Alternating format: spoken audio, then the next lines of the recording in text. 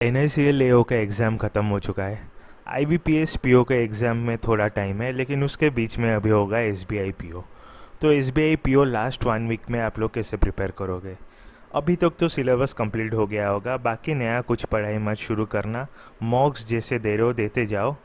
एक चीज़ make sure करना कि जब मॉक्स अटेम्प्ट कर रहे हो तो ये लास्ट वीक में अच्छे से प्रैक्टिस करना आर्ट ऑफ लिविंग क्वेश्चंस, क्योंकि SBI PO में आपका 100 में से कट ऑफ जाता है। लास्ट 5 ईयर का अगर ट्रेंड एनालिसिस करो तो 59, 61, 63 ऐसे ही जाता है। तो आप टारगेट करके चलो 65 प्लस। तो वो रखना आपके लिए इजी होगा जब आप लोग टाइम मैनेजमेंट करोगे और मैक्सिमम क्वेश्चंस अटेम्प्ट कर पाओगे।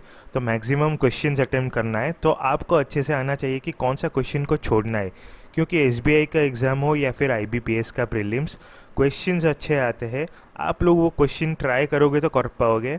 आप लोग अगर फंस जाओगे एक दो क्वेश्चन में, उसको सॉल्व करने के चक्कर में लग जाओगे तो आपका बहुत ज़्यादा टाइम वेस्ट होता है।